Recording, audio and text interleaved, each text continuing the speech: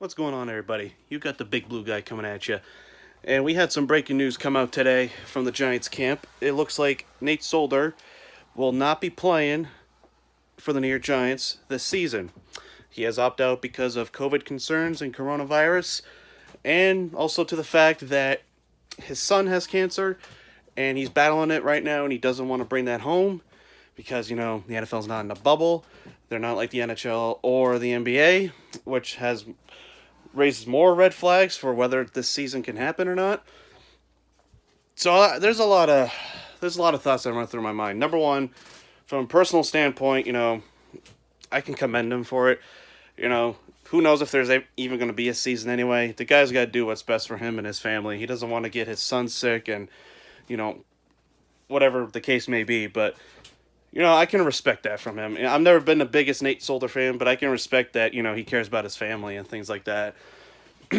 And number two, from a purely football standpoint, this leaves a lot of questions on the offensive line because, Andrew Thomas is now going to have to be our left tackle. He's got to establish some sort of chemistry with Will Hernandez. Now, I know the Giants have brought in Cameron Fleming and all that stuff from free agency. So I think our offensive line is still in flux, even though we did draft a lot of O-linemen this year. But yeah, there's going to be a lot of questions about the offensive line, but I'm sure once they get to have full padded practices, I'm sure they can get the chemistry together. But I'm not really worried about the offense this year. It's always about the defense for me. But anyway, yeah, I'm not surprised that Nate Solder has opted out. This has just been a crazy, uncertain time of the year, and of course, we've never dealt with anything like this in our lives, where places are shutting down, places are reopened, all that, all that craziness. So, I'm holding my breath for a football season. I really am. Nate Solder really hasn't performed to his contract, so it's like, I won't miss him from a football standpoint, but, I'm sure the Giants are going to miss that veteran presence because he has been such a good leader in the past.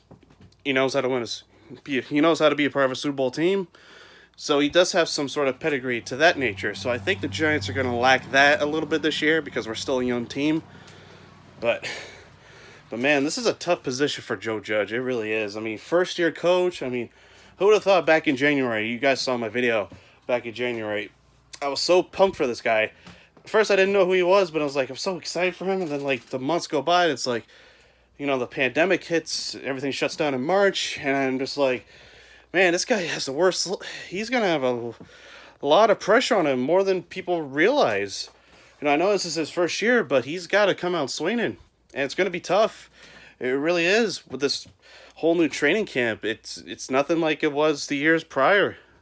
So I guess this is what we have to get used to in the world for now, is until things calm down a few months from now. Who knows? But it